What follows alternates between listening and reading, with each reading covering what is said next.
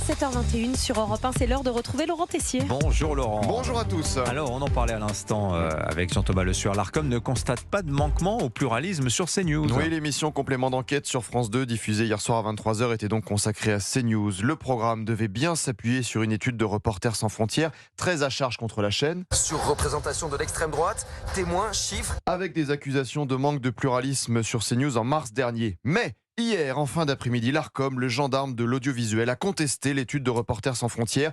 Il n'y a pas de contournement des règles du pluralisme politique. S'il y en avait eu, nous les aurions identifiés, nous serions intervenus. Nos résultats ne sont pas ceux de RSF, nous n'avons pas de doute. Fin de citation. Pourtant, Tristan Walex de l'émission Complément d'enquête était très enthousiaste la semaine dernière sur Radio Nova. Nous, à Complément d'enquête, alors ça fait marrer tout le monde à chaque fois que je dis ça, mais on est une émission d'investigation. On a fait une étude presque, je dirais presque scientifique, analytique, avec beaucoup de données, beaucoup de chiffres. Une étude pas vraiment scientifique. Je recite l'Arcom. La France Insoumise et le Parti Socialiste disposent même sur CNews au mois de mars d'un temps de parole qui est supérieur au poids qu'ils représentent dans le débat public. Après, à une semaine de la diffusion, Tristan Walex n'était pas sûr à 100% du produit.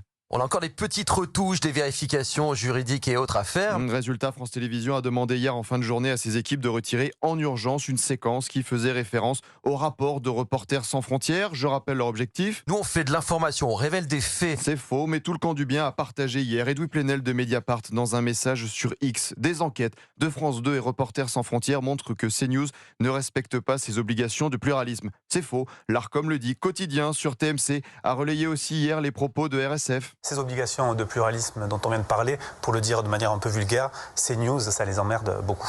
Et l'enquête de RSF en 2 clics dans YouTube. 16 minutes. Non, le pluralisme est respecté. Mauvaise journée pour le service public, car sur le même programme Complément d'enquête, France 2 a eu une mise en garde de l'Arcom pour une émission diffusée le 19 juin dernier sur les coulisses du Sénat. L'Arcom a rappelé la nécessité, je cite, de faire preuve de rigueur et d'honnêteté dans la présentation et le traitement de l'information.